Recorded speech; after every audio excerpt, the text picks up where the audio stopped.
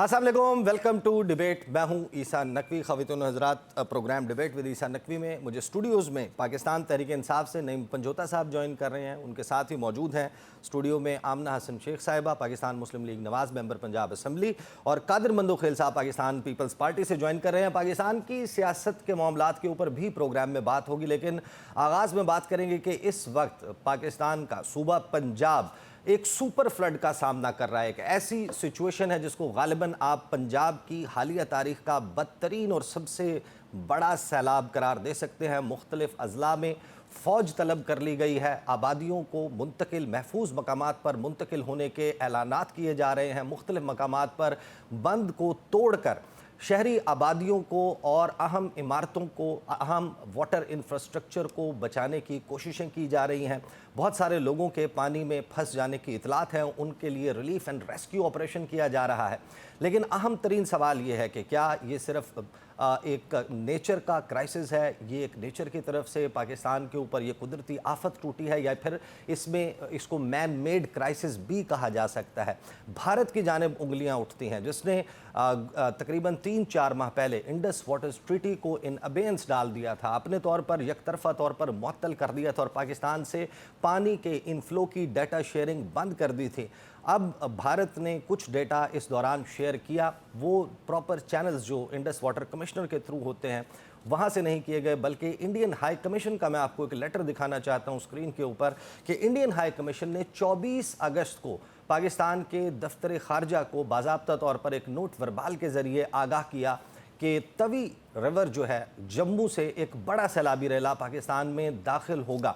आज जो सैटेलाइट का ज़माना है, जिसमें आपको पहले से पता चल जाता है कि अगले 3-4 दिन के बाद किस मकाम पर कितनी बारिश होने जा रही है, एग्जैक्टली ये वो वक्त था जिस वक्त पाकिस्तान में एक अनप्रेसिडेंटेड रेंज का बारिशों का सिलसिला होना था। इन तमाम दरियाओं के चनाब, सतलुज, ब्यास, रावी, इनके कैचमेंट एरियाज़ में बारिश होनी थी। और फिर हमने देखा कि 368 मिलीलीटर बारिश जिस वक्त सियालकोट में हो रही थी, सियालकोट कैंट और शहरी आबादियों में, जफरबाल में, नौरोवाल में घरों में पानी दाखिल हो रहा था। यही वो वक्त था जिसने कोइंसाइड किया कि भारत ने अपने डैम्स के तमाम स्पिलवेज पाकिस्तान की जानिब खोल दिए, जिसमें Ranjit Sagar dam, Bhakra dam, Pong dam और तवी रिवर से आने वाला पानी का जो बड़े रैले हैं वो पाकिस्तान की जानिब आए, और इस वक्त वो पाकिस्तान के तूलो अर्ज़ पर तबाही मचा रहे हैं। इंडिया जो इस वक्त आबी दहशत गर्दी पाकिस्तान के साथ कर रहा है, ये एक अलार्मिंग सिचुएशन है। पानी को कहा जाता है कि ये भी एक फ्लैश पॉइंट हो सकता है पाकिस्तान और इंडिया के दरमियान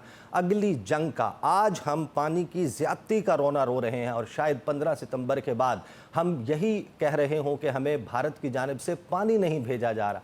फिर जब आप इसमें मैन मेड क्राइसिस की बात करते हैं तो जितने भी रिवर बेड है उसमें गैर कानूनी तामीरात और पानी का जो कैचमेंट एरिया है वहाँ पर हाउसिंग सोसाइटियों की तामीर, ये वो तमाम मसाइल हैं जिसका आज हमें सामने है। और आज वज़ीर आला पंजाब, उनके बारे में बताया गया कि वो पहुंची हैं शांगला गली, वज़ीर आज़म भी वहाँ पहुँचे हैं और शायद सैलाब के मामले पर वहाँ पर गुफ्तगू हो रही है। ये भी बड़ा हैरान कुन है कि आपको ऑन ग्राउंड रहकर एज ए टीम लीडर, जाहिर है कि किसी भी शख्स ने खुद खड़े होकर सैलाब के आगे अपने हाथों से बंद नहीं बांधना होता, लेकिन जो टीम लीडर है उसका ग्राउंड पर मौजूद होना, ये सब कुछ करना। और फिर क्या आने वाले दिनों में जब ये सैलाबी रैला रहीम यार खान, सादकाबाद और इन एरियाज से होता हुआ उस मकाम पर पहुंचेगा सिंध, जहां पर पानी रिसीड करने में, दरिया से समंदर की जानिब जाने में कई माह का वक्त ले लेता है, क्या सूबा सिंध इस हवाले से तैयार है इस सुपर फ्लड से निमटने के लिए? क्योंकि दूसरी तरफ तरबेला डैम, उसके स्पिलवेज भी खोल दिए गए हैं और 2.5 लाख क्यूसेक का रैला जो है वो वहाँ से निकला है। और फिर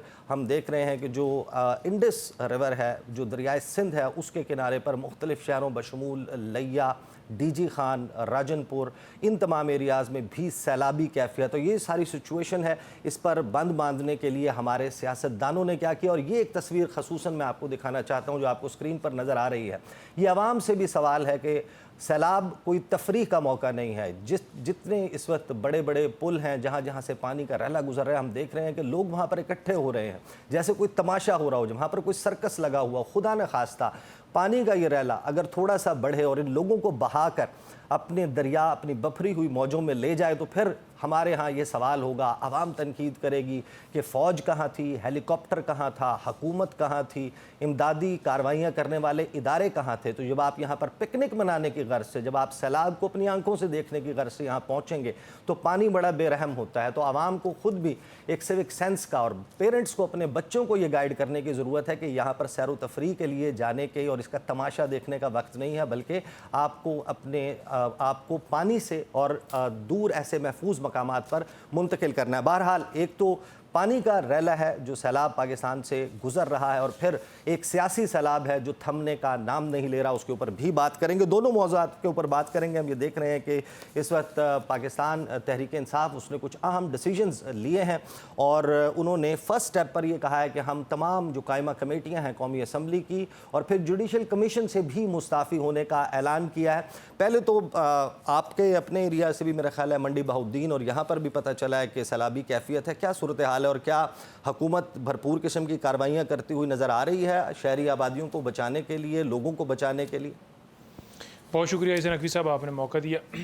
देखें, बदकिस्मती से हमारे पास कोई ऐसा फ़ाल सिस्टम जो है मौजूद नहीं है जिसके ज़रिए हम इस तरह की नागहानी आफात का बेहतरीन तरीके से मुकाबला कर सकें।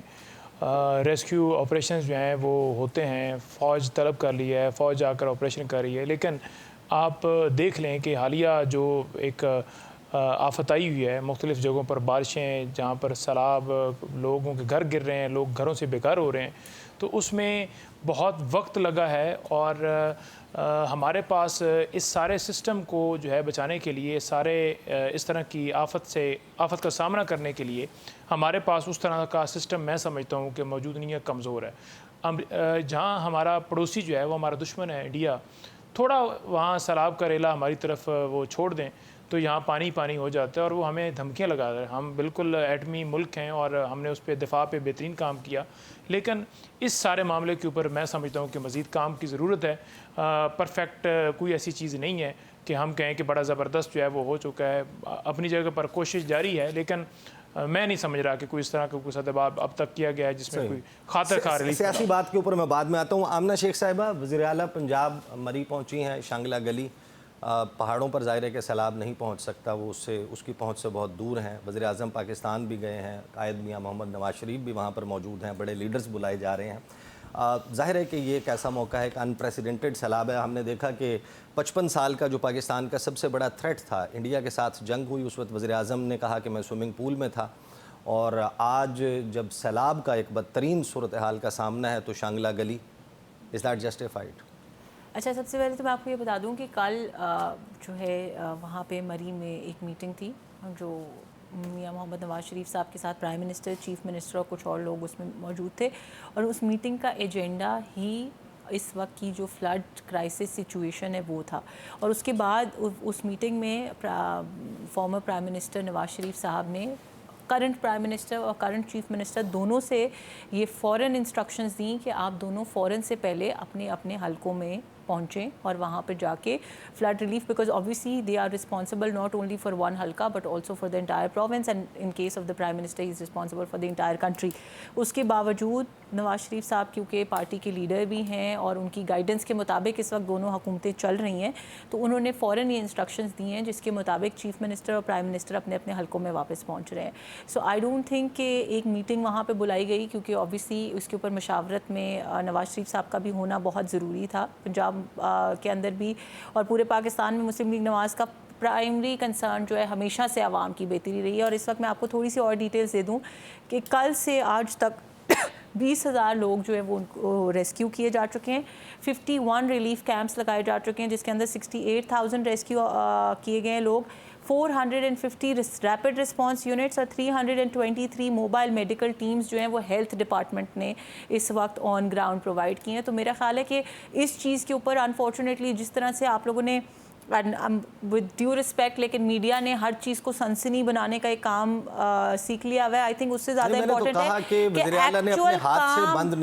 एक्चुअल काम क्या हो रहा है। तो मैंने आपको बड़ी विद नंबर्स जी मैंने आपको बताया कि एक तो वो आज उनके अपने हल्के में वापस पहुंच रही हैं, एक मीटिंग के लिए वो मरी गई थी, वो कोई मरी महीनों के लिए मरी शिफ्ट नहीं हो गई कि जब तक सैलाब ख़त्म नहीं होता मैं मरी में रहूँगी। दूसरी बात कि मैंने आपको विद नंबर्स बताया कि इस वक्त कितनी ज़्यादा रिलीफ ऑपरेशंस वहाँ पे किए जा रहे हैं, प्लस रेंजर्स को भी कॉल कर लिया गया। I think what is more important चलें, इज आप कि हम क्या, satisfied हैं कि और जो नहीं, मैं आपको एक और humanly चीज़ बता possible है दूँ, वो आप कर और रहे हैं। जो कुछ ह्यूमनली पॉसिबल है उसके साथ मैं क्या सेटिस्फाइड होंगी, उसके साथ इनकी पार्टी और हमारे जो बदतरीन मुखालिफ हैं वो भी इस हद तक सेटिस्फाइड हैं कि बैरिस्टर सैफ ने एक प्रेस कॉन्फ्रेंस की और उन्होंने कहा कि वज़ीर आला हमारी बड़ी बहनों की तरह, उनको चाहिए कि हम बदतरीन सैलाब का सामना कर रहे हैं KPK में, हमारी भी पंजाब को चाहिए कि मदद करें। तो ये मैं सेटिस्फाइड हूँ या नहीं हूँ, मेरे तो मुखालिफ भी सेटिस्फाइड हैं इस वक्त पंजाब में जो रेस्क्यू ऑपरेशन किया जा रहा है। आप लोग सेटिस्फाइड हैं जी? जी नहीं, हम तो नहीं सेटिस्फाई कि हमें कोई वहाँ पर इमदाद मिली है, कोई ऐसी इमदाद नहीं हमने दी है। कब कहा है आपको इमदाद? वही ना, तो आप कह रही हैं कि आप लोग तो हर जगह चंदा मांगने चले जाते हैं, पहले सारी जिंदगी चंदा मांग के पार्टी बनाई है, आप फिर कह रहे हैं हमें चंदा नहीं मिला, हमें इमदाद नहीं मेरी मिली। बारी पे बोलने देना जी, फिर इंटरप्शन होगी तो फिर आप कहेंगे आप कि जवाब इनका मुनासिब जरा नहीं। क्विकली दे दें। मैं मैं वही कह रहा हूँ कि कोई ऐसी इमदाद नहीं की गई, सिर्फ इनकी बातें हैं। फ़ोटो खिंचवाने के लिए कोई NDMA की जो है वहाँ पर ट्रक्स गए और वहाँ उन्होंने कहा कि हम इंतज़ार कर रहे हैं कि वफाक से मिनिस्टर आएँ, उस पर भी इन्होंने सियासत की, और सियासत ही हर जगह पर देखने को आपको मिलेगी, कोई इन्होंने इमदाद नहीं की। सेकंड बात ये रह गई कि KP के अंदर जिस तरह वहाँ आफत आई और वहाँ अली अमीन ग्राउंड के ऊपर गए, आपने देखा कि नवाज शरीफ, शहबाज शरीफ या मरीम साहबा ग्राउंड के ऊपर कहीं पर आपको नज़र आई हों? तीनों को चाहिए था कि जाएँ। एक 3 दफ़ा पंजाब का वज़ीर आला रह चुके हैं, एक 3 दफ़ा वज़ीर आज़म रह चुके हैं, एक इस वक्त वज़ीर आज़म है, और उनकी बेटी जो है, भतीजी जो है, वो इस वक्त वज़ीर आला हैं। आपने नहीं देखा क्योंकि इनको उससे गर्ज ही नहीं है। ये आपने AC वाले कमरों के अंदर बैठे हैं, इनकी तो नहीं है वहाँ किसी ठीक है। कादिर मंदो खेल साहब, वो बदतरीन खदशात जिनका इजहार बिलावल भुट्टो जरदारी भी कर रहे थे कि इंडिया की तरफ से ये जो आबी दहशतगर्दी की जा रही है, और बल्कि आपने या आपकी जमात ने तो जो नून लीग है उससे बहुत बढ़कर बड़ा सख्त स्टैंड लिया कि अगर पानी नहीं बहेगा तो खून बहेगा। लेकिन वो पानी जिस तरीके से अब बहा रहे हैं, अब ये जो सिचुएशन बन गई है कि जब पानी नहीं आता तो बूंद बूंद को तरसते हैं, और जब पानी आ जाता है तो वो फिर बहाकर सबको ले जाता है। सिंध एक तो इस सुपर फ्लड के लिए कितना रेडी है इस वक्त, और क्या आप समझते हैं कि जो वफाकी हुकूमत है, इंडिया जो कुछ कर रहा है उसके सद्देबाब के लिए इनफ कर रही है या इससे बेहतर करने की ज़रूरत है?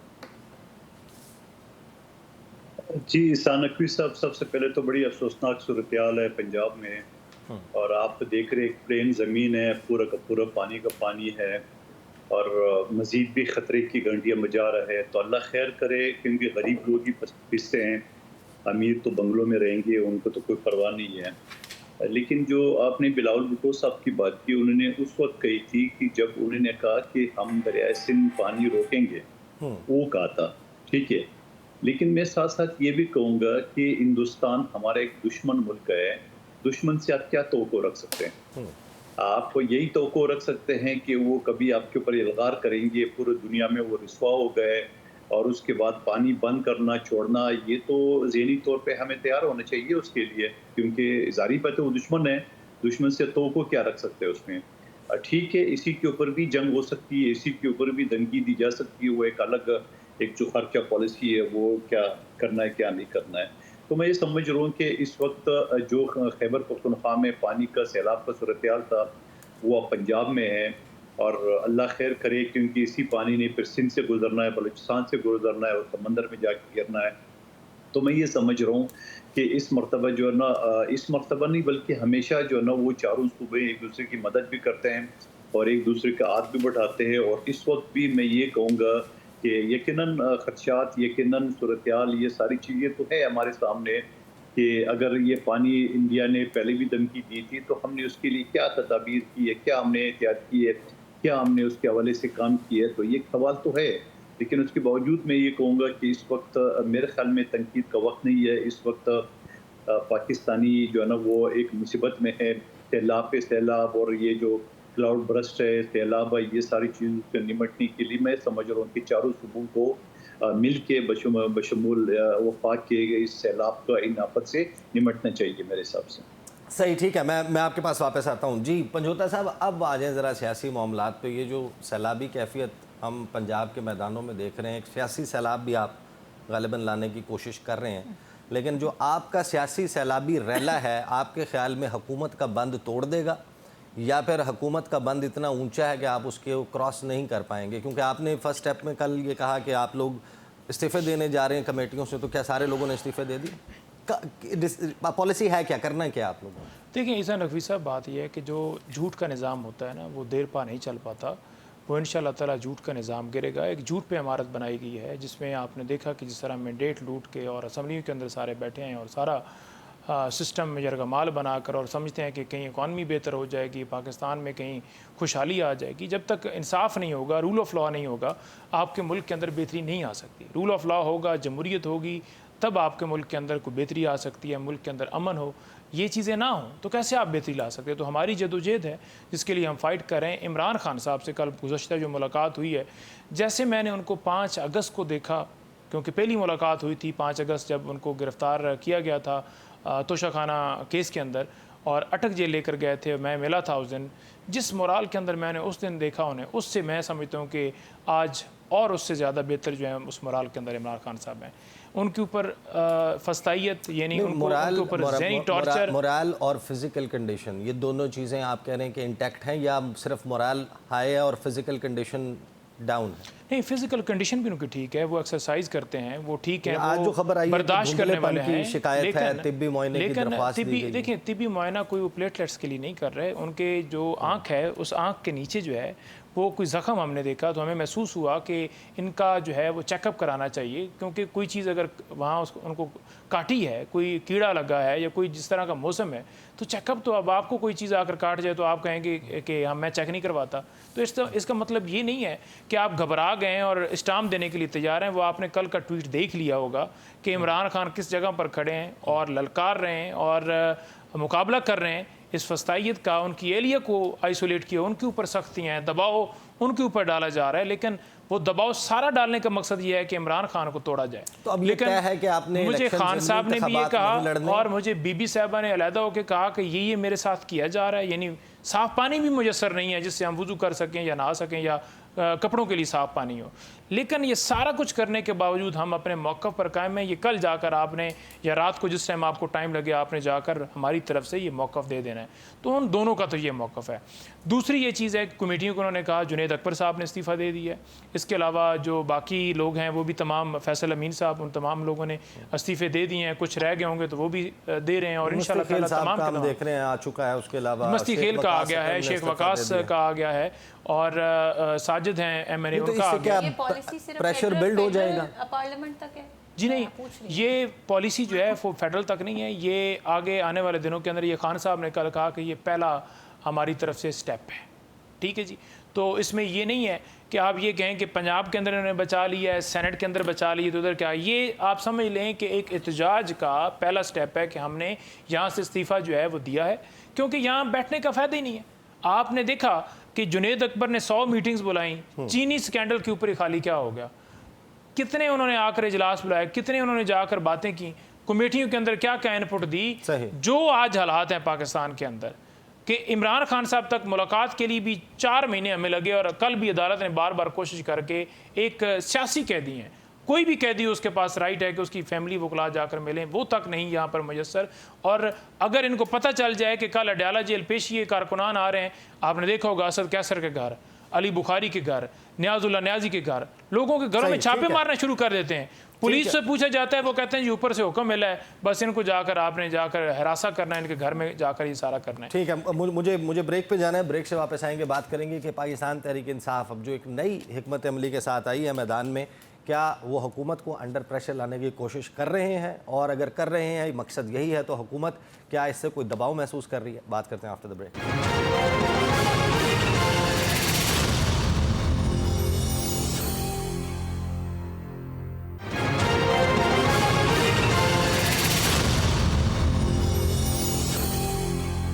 Welcome back after the break. गुफ्तगू का सिलसिला जारी है। आमना शेख साहिबा, कल आपकी पार्टी के कुछ मज़ीद लोगों ने भी ये कहा, राना सनाउल्लाह साहब को हम सुन रहे थे, उन्होंने कहा कि हम कंफर्टेबल हैं, ये अगर इस्तीफ़ा देते हैं, ये अगर कौमी असम्बली की नशिस्तों से भी इस्तीफ़ा दे देते हैं तो हम आइन और कानून के मुताबिक इलेक्शंस करवाएंगे, ये उनका भी बायकॉट कर दें, हमें कोई मसला नहीं होता। तहरीक इंसाफ कहती है कि हम तो दे लेजिटिमेसी इस निज़ाम को मिली हुई हमारी मौजूदगी से। आपके ख्याल में ये कमेटियाँ छोड़ जाते हैं, उनकी चेयरमैनशिप से मुस्ताफ़ी हो जाते हैं, जुडिशल कमीशन से मुस्ताफ़ी हो जाते हैं, हुकूमत को कोई फ़र्क नहीं पड़ेगा। अच्छा देखिए, दो बातें हैं ईसा। पहली बात तो ये कि अगर इनको यही ख्याल आया है कि हुकूमत को लेजिटिमेसी इनकी वजह से मिली हुई है और ये हुकूमत, जैसे अभी पंजोता साहब ने भी कहा कि जी ये तो हुकूमत झूठ की है, ऐसी है वैसी है, तो ये 1.5 साल से फिर क्यों यहाँ पे इस असेंबली का, इस पार्लियामान का हिस्सा क्यों थे? आप कमेटी चेयरपर्सन्स की बात कर रहे हैं, सारे लोग सरकारी गाड़ियाँ इस्तेमाल कर रहे हैं, पर्क्स एंड प्रिविलेजेस एंजॉय कर रहे हैं, TNDA ले रहे हैं, क्यों ले रहे हैं फिर 1.5 साल से अगर ये हुकूमत और ये पार्लियामान इतना गलत है? सबसे पहला सवाल। दूसरी बात, जो इस्तीफ़ों की इन्होंने बात की, तो मैं आपको बहुत अच्छे से क्लैरिफाई कर दूँ, ये उसी तरह के इस्तीफ़े हैं जिस तरह के इस्तीफ़े इन्होंने 2022 में भी देने की कोशिश की थी, उससे पहले भी 2 दफ़ा देने की कोशिश की। ये इस्तीफ़ा 3-4 गिने चुने लोगों ने अगर दे दिया है तो वो सिर्फ एक ऑप्टिक्स के लिए ड्रामा किया जा रहा है। मैं आपको बजाते खुद as member of Punjab assembly ये बता रही हूँ कि पंजाब असेंबली में किसी एक शख्स ने भी कोई इस्तीफ़ा नहीं दिया। नॉट ओनली नहीं दिया, किसी की कोई इंटेंशन भी नहीं है देने की। और नेशनल असेंबली में भी जी पंजाब की हद तक नहीं इंस्ट्रक्शन अभी है। तो मैंने अभी आपसे पूछा था कि सिर्फ फेडरल की हद तक है, आपने कहा नहीं सिर्फ फेडरल की हद तक नहीं है। फेडरल इन्होंने मैं आपको बता नहीं, तो फिर ये अच्छा, फिर क्या पंजाब में इलेक्शन ठीक हुआ है और फेडरल में वहाँ भी ठीक नहीं हुआ? जाएंगे, ये पहला स्टेप है। ये सिर्फ और सिर्फ ऑप्टिक्स के ਅਸੀਂ लिए घर ये बह जाइए सारा ना, ड्रामा ਤਾਂ ਵੀ ਨਾ ਖਣਾ ਰਹੇ ये कह रहे हैं कि रुको किसी जरा, गल पे नहीं सब्र करो। हाँ, मैं आपको बता देती हूँ, ये आज नहीं कह रहे कि रुको ज़रा सब्र करो, ये हमेशा से यही कह रहे हैं, क्योंकि ये अब इनके सब्र करने का वक्त आ गया है। इनकी सारे काले करतूत दुनिया के सामने आया हो गए हैं, लोगों ने इनकी बात सुननी छोड़ दी है। इनकी जितनी नेगेटिविटी, हेट स्पीच, वो पाकिस्तान के इंस्टीट्यूशंस के ख़िलाफ़ हो, पाकिस्तान की सियासी जमातों के खिलाफ हो, people are fed up of that. People want peace, people want stability. और ये मेरे कहने की बात नहीं है, हमने देख लिया कि इनके जलसे की कॉल के ऊपर, इनके धरने की कॉल के ऊपर कितने लोग निकलते हैं। People are fed up of this, honestly speaking. इसके अलावा कोई मसला नहीं है, कोई रिजाइन नहीं करने वाला। मुतनफ़र हो गए हैं लोग, इनसे नफरत करते हैं लोग, इनका बयानिया रिजेक्ट कर चुके हैं। इनसे करें ना करें, इनका जो तो सवाल एक बनता सियासी है, तरीका है ना, उससे जरूर नफरत करने जेन्युइन लगे। सवाल ये बनता है कि तो फिर जो ज़मीनी इंतखाबात हैं, अभी तो ये हिस्सा लेने का आगे कह तो चुके ये हैं कि बॉयकॉट हम कर नहीं रहे हैं ले ना, रहे हम तो नहीं कर रहे हैं। ये boycott। बायकॉट कर रहे हैं। जिसको डर लेकिन होता है हारने इनसे- का, वो boycott नहीं, कर लेकिन रहा है। इनसे मुकाबले के लिए आप लोगों ने इत्तेहाद क्यों पीपल्स पार्टी से नहीं, बनाया? हमने मुकाबले की तो इत्तेहाद नहीं बनाया। पीपल्स पार्टी हमारी इत्तेहादी जमात है, हुकूमत में भी इस वक्त मिलकर हमारा इलेक्शन लड़ रहे हैं अब आप। तो मैं अब आपको आप इन यही हलकों कह रही में हूँ। तहरीक इंसाफ के खिलाफ मिलकर इलेक्शन लड़ रहे अच्छा, हैं। मैं आपको 2 बातें क्लैरिफाई कर दूं। पहली बात ईसा ये कि आप उस जमात का नाम ले रहे हैं जिसने खुद बॉयकॉट किया हुआ। अगर उन्होंने बॉयकॉट किया हुआ है तो हम किससे मिलकर किसके खिलाफ क्यों इलेक्शन लड़ेंगे? जो पाकिस्तान मुस्लिम लीग नवाज़ और पीपल्स पार्टी का इत्तेहाद है, एक बात ये कि उसका पाकिस्तान तहरीक इंसाफ की एग्जिस्टेंस से कोई ताल्लुक़ नहीं है। इस वक्त वो हमारे हुकूमत में भी इत्तेहादी हैं, बलूचिस्तान में भी गवर्नर हमारा है और जो है चीफ मिनिस्टर उनका है। हर जगह पे हम मिल के उनके साथ चल रहे हैं इस वक्त। क्यों? क्योंकि ये दोनों जमातें डेमोक्रेटिक जो राइट्स हैं उनके अंदर बिलीव करती हैं और उन्होंने मिल के एक डिसीजन लिया कि हम इत्तेहादी गवर्नमेंट बनाएंगे। पहली बात। दूसरी बात ये कि जो आपने इत्तेहाद की बात की, इसके ऊपर अभी तक ये क्लैरिटी नहीं आई कि क्या ये इत्तेहाद तमाम हलकों में होगा, क्या ये इत्तेहाद कुछ हलकों में होगा, और अगर कुछ हलकों में होगा तो किन हलकों में ये होगा? तमाम हलकों में इत्तेहाद है, मैं बता देता हूं। ये नहीं, इसके ऊपर अभी कोई फॉर्मूला तय ये हुआ है कि जहां पर रनर अप था जिस जमात का, वहां पर उस जमात का कैंडिडेट होगा और दूसरी जमात का कैंडिडेट नहीं खड़ा मैं उसी पे आने लगी हूँ ना। देखें उसके अंदर क्या है, ये पहली बात तो ये, इसके ऊपर अभी हतमी फैसला नहीं हुआ। और जो रनर अप वाला फॉर्मूला है वो मैंने आपको कहा कि 2 लोग गवर्नमेंट के अंदर इत्तेहादी हैं, ठीक है। हमने ये डिसाइड किया, हमने ये बात समझी कि जी आपके यहाँ पे वोट बैंक ज़्यादा है, हम क्योंकि चाहते हैं कि ऐसे शरपसंद अनासिर पार्लियामान का हिस्सा ना बने।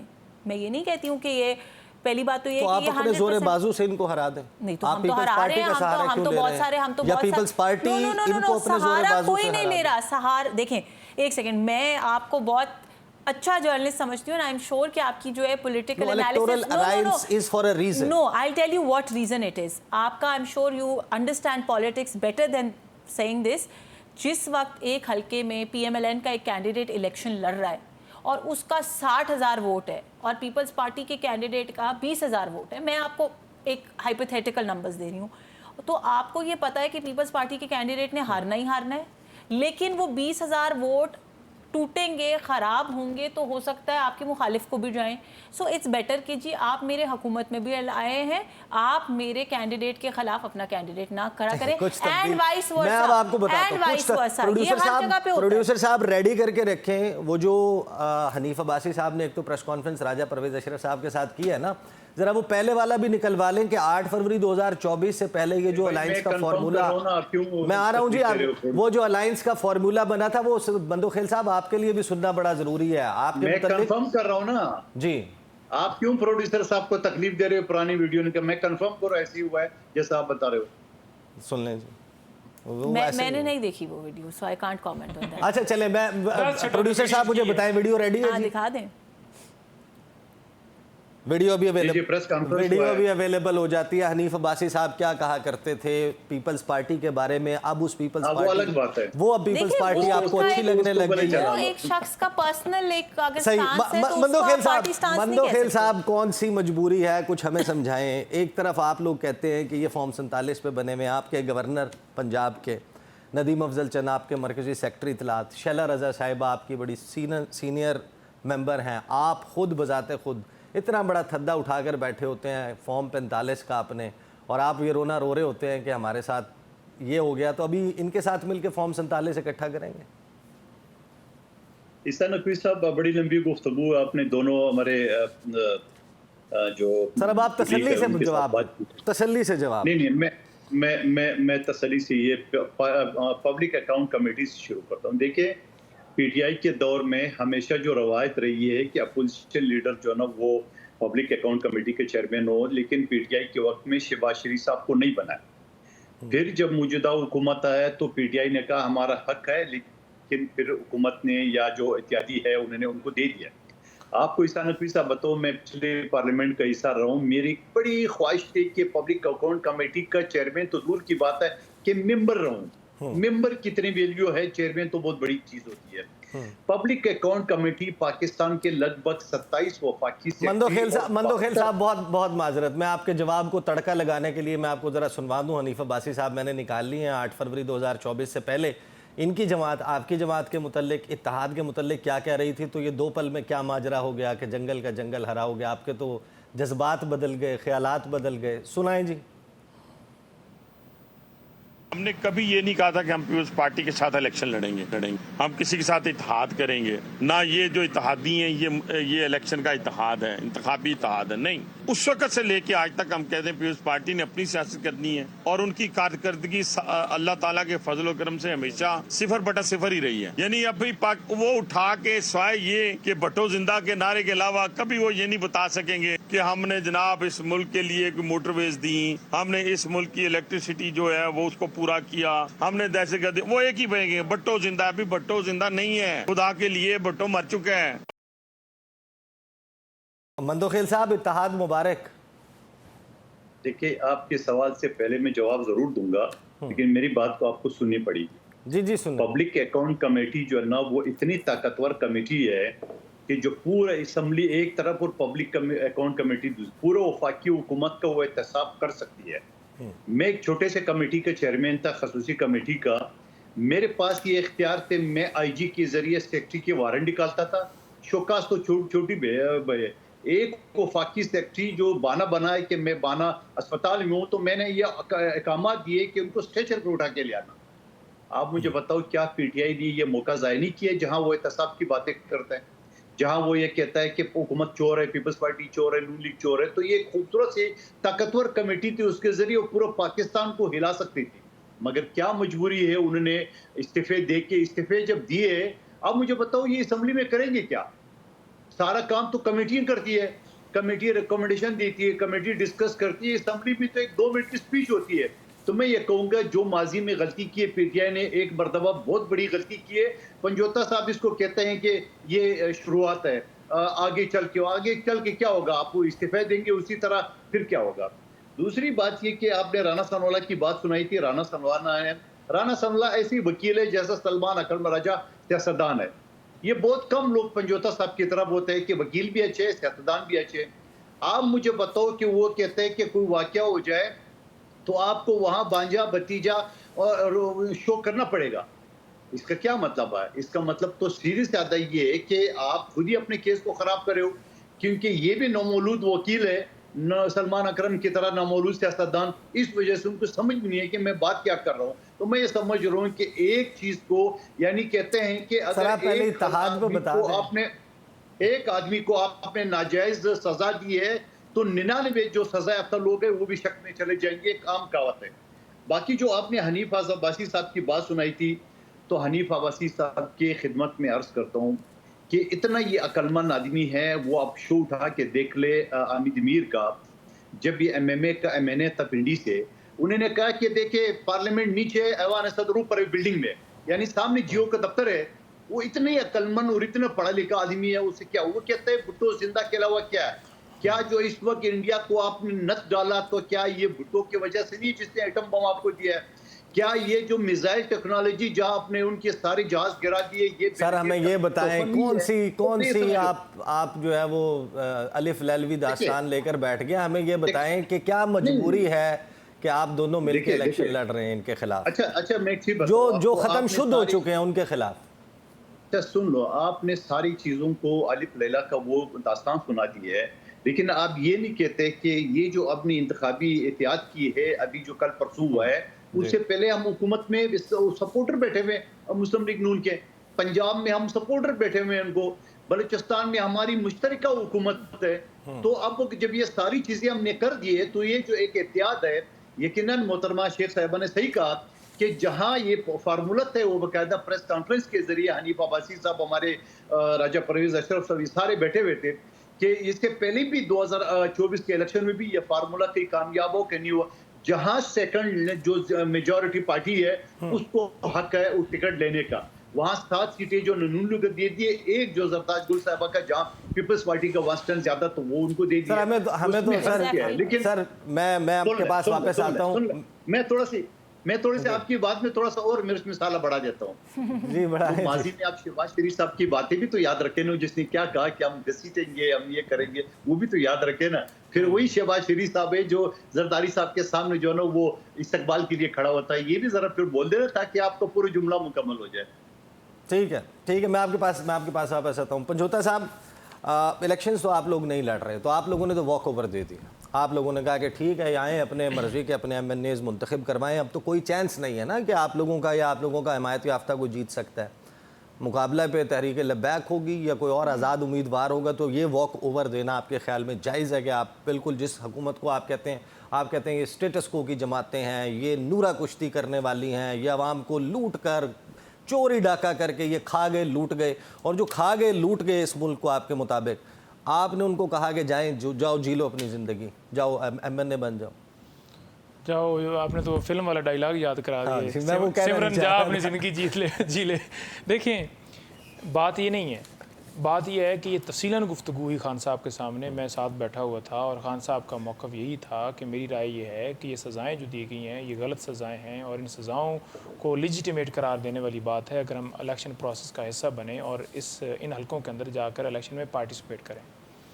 देखें, जहाँ लाहौर में इंतखाबात हो रहे हैं, वहाँ हल्का हमाद अज़हर का उन्होंने उस पर इजाज़त दी, उन्होंने कहा कि बिल्कुल आप जाकर लड़ें, क्योंकि वहाँ उनके वालिद जो हैं वो फौत हुए हैं, तो वहाँ तो हम लड़ रहे हैं। दूसरी बात यह है कि इन सज़ाओं के ख़िलाफ़ हम समझें एहतजाज है या इसको नहीं मानते, जिसकी वजह से कि आपने झूठे मुकदमात के अंदर सज़ाएँ दी, जिसका सरगोदा की अदालत अब्बास ने फ़ैसला देते हुए ये कहा कि ये तमाम जो गवाह हैं और ये जो एविडेंस पेश की गई है ये फैब्रिकेटेड है। तो जब एक जगह पर फैसला आ गया, आर्टिकल 13 वाज़ह है कि एक शख्स किसी जुर्म के ऊपर 2 दफ़ा ट्राई नहीं किया जा सकता, आप कैसे फिर फैसलाबाद लाहौर या सरगोदा में उसी शहादत को कबूल करते हुए, उन्हीं गवाहों को कबूल करते हुए आप कहते हैं कि इनको सज़ा दे दी जाए। और आप ये भी देखें कि सिर्फ एक शख्स को एक दफ़ा सज़ा नहीं हुई, अब बिलाल इजाज़ हैं, अहमद चट्ट हैं, उनको 50-50 साल सज़ाएँ हुई हैं, 10-10 साल हर जगह पे सज़ा दी गई। इसी तरह अपोजिशन लीडरान हैं, उनको भी 10 साल नहीं हुई, किसी को 30 साल है, किसी को 40 साल है, 10-10 साल के वक्फे से। इसका मतलब ये है कि 300 के करीब केसेस हैं खान साहब के ऊपर, तो आप 3000 साल जो है वो सज़ाएँ देंगे। यानी कोई कानून, उसका कोई एक असूल है ना, कोई एक ज़ाब्ता है। आप तो तमाम तर हदें क्रॉस कर चुके हैं, अपने केसेस आपने डील के ज़रिए ख़त्म करवा लिए। राना सनाउल्लाह का घर भी आपने असली तनसीबात बना दिया कि वहाँ का इल्ज़ाम होगा तब भी आपको 10 साल होगी, और अस्करी तनसीबात के ऊपर हमले का इल्ज़ाम होगा तब भी आपको सज़ा होगी। तो ये सारी चीज़ें वाज़ह बता रही हैं कि किस तरह पोलिटिकल विक्टिमाइजेशन की जा रही है। दूसरा, जो राना सनाउल्लाह साहब ने स्टेटमेंट दी है 9 मई के केसेस के अंदर, वो स्टेटमेंट तो बड़ी वाज़ह कर गई कि ये गवाह जो हैं वो झूठे हमने तैयार किए, वो तो खुद कह रहे हैं कि अच्छा, मैं हमारे यहाँ सुनवा भी अमूमी देता- तौर पर यही मैं होता सुनवा है भी कि देता हूँ कोई और- बंदा किसी जगह पर कोई वकूआ होता है तो मौके के गवाह तो नहीं मिलते, तो फिर हम उठा के ऐसे ही दर्ज कर लेते हैं, तो ये भी उसी तरह का एक तसलसल है। मैं सुनवा तो ये तो देता हूँ, ये admission आ सुनवा गया दें ना जरा हुकूमत राना की तरफ सनाउल्लाह से। ने क्या कहा, और रामना शेख साहिबा से भी पूछते हैं कि जो गवाह हैं उनके ऊपर बड़े सवालात हो रहे हैं, जो जिनकी गवाही कुछ लोगों के लिए कबूल और कुछ लोगों के लिए गैर मकबूल हो गई, यानी कुछ लोग बरी हो गए, वही गवाह झूठे करार देते हुए जिन्होंने कहा था कि शाह महमूद कुरैशी भी मौजूद थे, उनके साहबजादे ज़ैन कुरैशी भी मौजूद थे, फवाद चौधरी भी मौजूद थे, तो उनके बारे में वो झूठे साबित हो गए, तो बाकियों के बारे में वो कैसे सच्चे साबित हो गए? ज़रा सुनवाए राना साहब ने क्या कहा।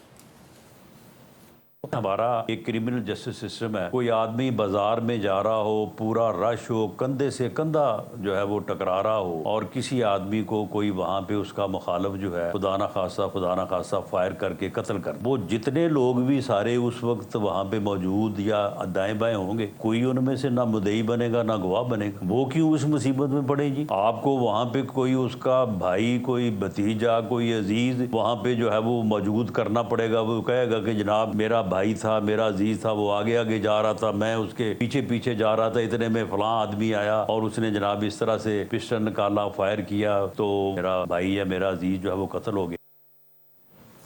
आमना साहब, ये राना साहब इंतहाई अहम मिनिस्टर हैं, ये गवाहों के बारे में जो बात कर रहे हैं, जी, and let me just clarify, दो किस्म की चीज़ें हैं। एक है जो मौके पर मौजूद हैं, जलाओ घराव करते हुए नज़र आ रहे हैं, पब्लिक प्रॉपर्टी को, प्राइवेट प्रॉपर्टी को नुकसान, विच इज़ एन ऑफेंस, जो काबिल सज़ा जुर्म है।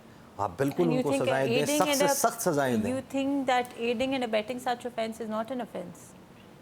नहीं, उसके हवाले से राना साहब ही कह चुके हैं कि irrefutable undeniable video and audio evidence मौजूद है रेस्ट हाउस का भी, जहाँ पे रखा हुआ था, तो वो भी रखे ना सामने। देखिए, मैं ईसा दो चीज़ें आपको यहाँ पे एक्सप्लेन करना चाहूँगी, क्योंकि इत्तेफाक से हम तीनों लोग यहाँ पे लॉयर हैं एंड आई होप कि बाकी लोग भी मेरी इस बात से एग्री करेंगे। ये जो पाकिस्तान के अंदर मीडिया ट्रायल का ट्रेंड बन गया ना, पूरी दुनिया में ये चीज़ अलाउड ही नहीं है, ठीक है? ये आपके बेसिक जो लीगल एथिक है, नहीं, ये no, there are many cases जिनके ऊपर बहुत सारे 9th मई के केसेस के ऊपर अभी तक जजमेंट नहीं आई है, सब तमाम केसेस का फैसला नहीं हुआ अभी।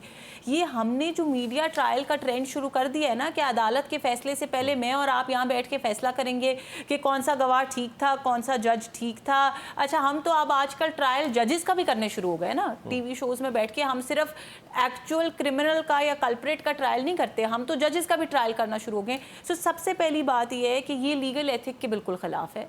This is not my place to make a comment कि फ़लाँ जज ने ठीक फ़ैसला किया या गलत फ़ैसला किया। अगर किसी को लगता है कि फ़ैसला गलत है तो वो अपील में जा सकते हैं, अगर किसी को लगता है कि फ़ैसला ठीक है तो वो अपील में उसको डिफेंड कर सकते हैं। This is not my place to make that comment.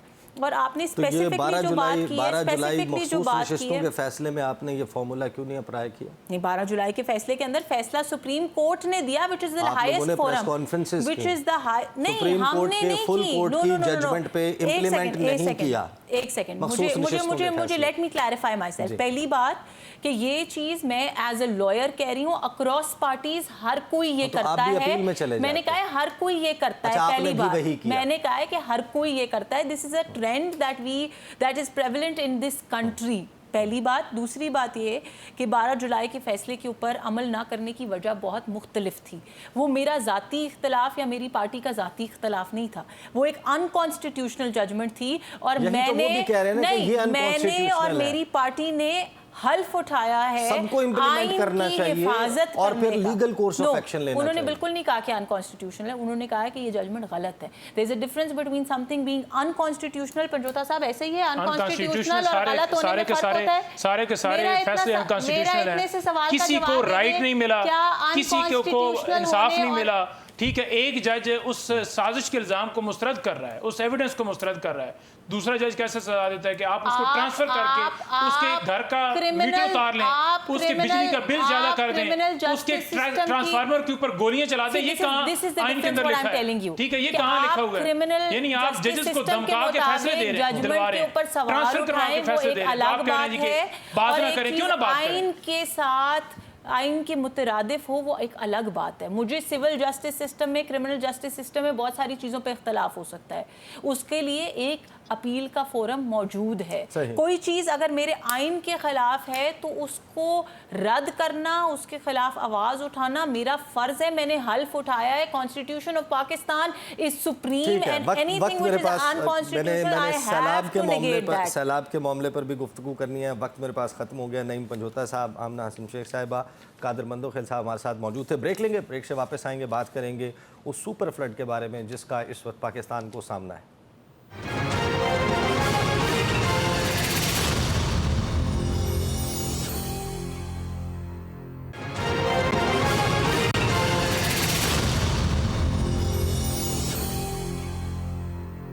Welcome back after the break. Programme के आखिरी हिस्से में हमारे साथ डॉक्टर काशिफ सालिक मौजूद हैं, माहिर माहौलियात भी हैं, माहिर आबी अमूर भी हैं। इस वक्त पाकिस्तान में जो इस वक्त अनप्रेसिडेंटेड सैलाब की सूरत हाल डेवलप हो रही है उसके ऊपर बात करेंगे। लेकिन काशिफ सालिक साहब, आगाज़ में मैं हमारे जो कॉरेस्पॉन्डेंट हैं लाहौर में मौजूद हैं, अब्बास हैदर साहब, उनके पास जाऊँगा और इस वक्त क्या सिचुएशन है। अब्बास, आप कहाँ पर मौजूद हैं और ये बताएँ हमें कि लाहौर में गिरदोनवाह के अजला वहाँ पर क्या सूरत हाल है इस वक्त। आई एम श्योर कि इस वक्त जो इमदादी कार्रवाइयाँ या रेस्क्यू ऑपरेशन है वो चल रहा है, फ़ौज भी तलब कर ली गई है।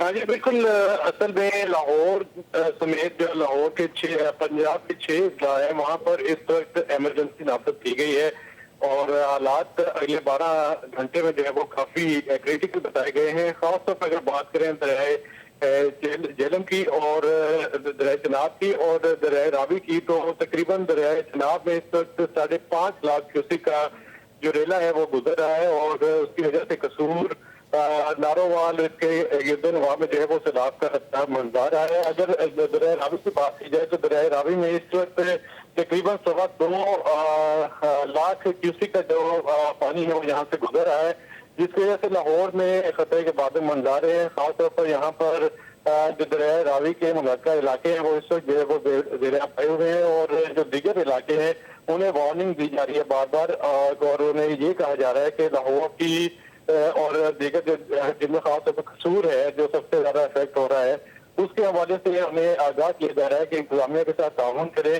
और अभी तक अगर बात करें तो तकरीबन इन सैलाबों से जो पंजाब में तकरीबन 65 जो है वो हलाकत हो चुकी हैं और तकरीबन हजारों की तादाद में लोग जो है वो बेघर हो चुके हैं और लोगों की जो फसलें हैं, माल मवेशी, वो बुरी तरह मुतासर हो रहे हैं।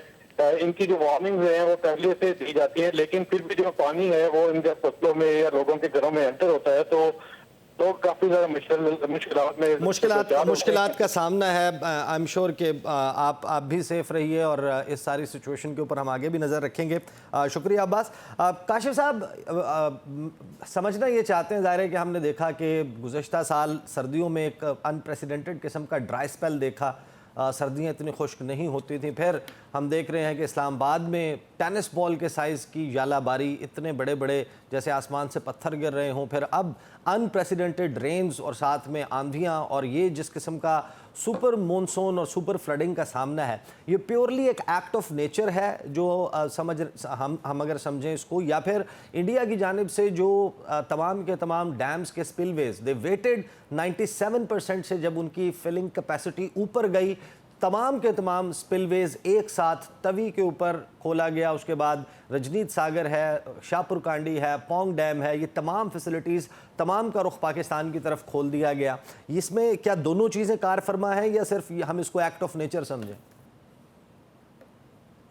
जी बहुत शुक्रिया। मेरा ये ख्याल है कि ये जो मानसून इस दफ़ा आया है ये वही पैटर्न है जो 2010 में और 2022 में आया है और इसने इसको बीच में भी कई सालों में रिपीट होता रहा है। और आपको याद होगा कि जब ये मानसून सीज़न शुरू हुआ था तो प्रोजेक्शंस थी कि 10 से 15% जो है मानसून ज़्यादा होंगी। तो ये मानसून जो है इसमें क्लाउड बर्स्ट का फिनोमिना ख़ास तौर पे और जो इंसानी जानों का ज़ाया है, पर ज़्यादातर वो जो माउंटेनस रीजन में हमारा ये जो पिछले 2 हफ्तों में जो एपिसोड हुआ है उसकी वजह से ये हमें लगता है कि बहुत ज़्यादा एक्सट्रीम रेनफॉल हुई है। लेकिन ये प्रोजेक्टेड था, पहले से अंदाज़ा था। तैयारी हमारी ज़रा कम थी क्योंकि हम लोग पिछले फ्लड्स के साथ जो सबक हमने हासिल किया है वो हम अगले सालों में उसको इस्तेमाल नहीं करते और यूज़ नहीं करते। ये एक बहुत बड़ा चैलेंज है। हम लेकिन ये प्रोजेक्शन थी, और जैसे कि इससे 2 महीने पहले हीट वेव्स आप उसको फेस कर रहे थे, तो ये कंटिन्यूस फिनोमिना है, पूरे साल चलता रहता है। जैसे आपने बताया दिसंबर में बारिशें नहीं थी, तो इस सारे सिनेरियो को एक न्यू नॉर्मल बन चुका है, जो न्यू क्लाइमेट, हमारे रीजन का क्लाइमेट चेंज हो चुका हुआ है। अब ये मैं इसको एक साइड से फॉर्चुनेट भी कहूँगा कि हमारे पास इतना पानी, जो एक ज़िंदगी है, और जो क्लाइमेट चेंज की जो जंग हमने जीतनी है वो पानी के थ्रू जीतनी है, अच्छी मैनेजमेंट के ज़रिए। तो लेकिन ये जो फ्लड्स हैं, ऑफ कोर्स अभी सिचुएशन काफ़ी ज़्यादा है, और अभी भी इंडिया में कई रीजन्स में बारिश हो रही है। आप इसको आबी जहारियत कह सकते हैं एक तरफ से, कि अगर ये नेचुरल फ्लो के साथ अगर ये इंतज़ार ना करते कि 95% जो है उनके जो डैम्स या उनके बराजीज भर जाते और फिर वो छोड़ देते, तो वो उसको इस नज़र से अगर हम देखें तो वाकई ये आबी जहारियत लगती है कि कभी छोड़ दिया, कभी आगे रोक दिया। हमने देखा ये भी किया इन्होंने बागलियार 1 पे, किशन गंगा पे, बागलियार 2 पे, इन तमाम डैम्स पे इन्होंने तलछट निकाली, उसकी जो फ्लशिंग का प्रोसेस, सेडिमेंट्स निकाल दी, और फिर कैपेसिटी पूरी होने का इंतजार किया। जब कैपेसिटी पूरी हुई तो फिर अचानक से तमाम स्पिलवेज खोल दिए।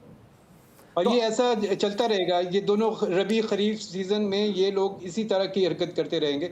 हमारा ये है कि हम जो ये एक पानी जो ज़िंदगी है हमारी एग्रीकल्चर के लिए, हमारे अपने लाइफ के लिए, उसको हमने अब बेहतर तौर पे मैनेज करना है।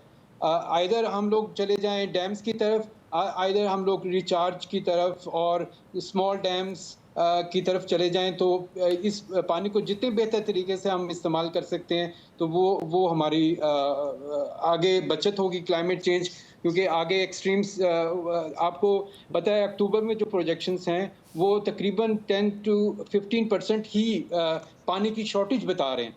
तो अभी एक्सेस वाटर है, टू मच वाटर और टू लेस वाटर, तो डैम्स ना होने की वजह से जो हम ज़्यादा वक्त पानी का वक्त है उसमें कम वक्त, जब कम पानी होगा उस वक्त के लिए बचाने में नाकाम है। बट अदरवाइज इंटरनेशनली क्या हम अपना मुकदमा ठीक तरीके से लड़ पा रहे हैं? दुनिया की हम 3% आबादी हैं, माहौलियात की जो तब्दीली है, जो क्लाइमेट चेंज है, मौसमियाती तब्दीली है, उसमें हम 5th वर्स्ट अफेक्टेड मुल्क हैं। ग्लेशियर फटने के वाक़यात हैं, पूरी दुनिया भर में सबसे ज़्यादा ग्लेशियर्स हमारे यहाँ हैं, और कार्बन एमिशंस हमारी 1% से भी कम है ग्लोबल एमिशंस में। तो इतना जो हमें ज़ाहिर है कि हमारे पड़ोस में चाइना है, इंडिया है, उनकी जो अनप्रेसिडेंटेड कार्बन एमिशंस हैं, हम तो उसका विक्टिम बन रहे हैं। तो वो जो एक फ़ंड बना था, जो डैमेज फाइनेंस फैसिलिटी थी, क्या पाकिस्तान ने अपना मुकदमा आपके ख्याल में ठीक लड़ा वहाँ पे? वो बेसिकली जो आप बात करें वो लॉस एंड डैमेजेस की बात करें, जो फंड है वो अभी इनएक्टिव है, अभी वो उसकी बहुत सारी फॉर्मेलिटीज़ और अभी नेगोशिएशंस के अंदर है, वो अभी सक्सेसफुल नहीं हुआ। लेकिन और बहुत सारी फंडिंग स्ट्रीम्स हैं, जैसे क्लाइमेट एडेप्टेशन फंड है, ग्रीन क्लाइमेट फंड है, इस तरह के और तकरीबन 4-5 एरियाज़ हैं जहाँ पे हम अपनी फंडिंग को हासिल कर सकते हैं क्लाइमेट चेंज की। लेकिन और मैं आपको बताऊं कि हम इस अभी जो पिछले महीने रिपोर्ट आई है, दुनिया के सबसे most vulnerable number 1 vulnerable countries हैं।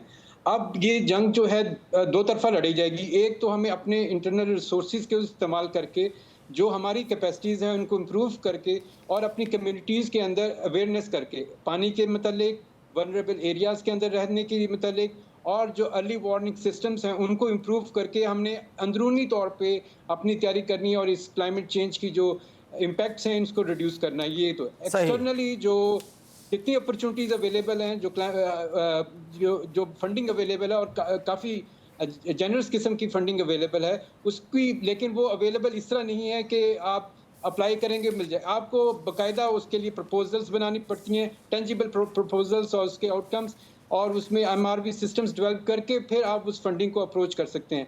तो वो कैपेसिटीज़ हमें ना सिर्फ प्रोविंसेस के लिए, फेडरल के लिए, बल्कि प्रोविंसेस की जो इंस्टीट्यूशंस हैं पब्लिक सेक्टर के, उनको भी इस लेवल पे तैयारी करने की ज़रूरत है कि हम इंटरनेशनल फंडिंग को अचीव करें। ठीक है डॉक्टर काशिफ सालिक साहब, मेरे पास वक्त ख़त्म हो गया। टुवर्ड्स द क्लोजिंग में ये बात ज़रूर करना चाहता हूँ कि जाहिर है कि पाकिस्तान में सियासतदानों की सियासत भी बहुत अहम है और भी बहुत सारे मामलात हैं हमारे आईनी कानूनी, लेकिन ये वो मसला है जिसने हमारी जनरेशन्स को जिसका सामना होगा।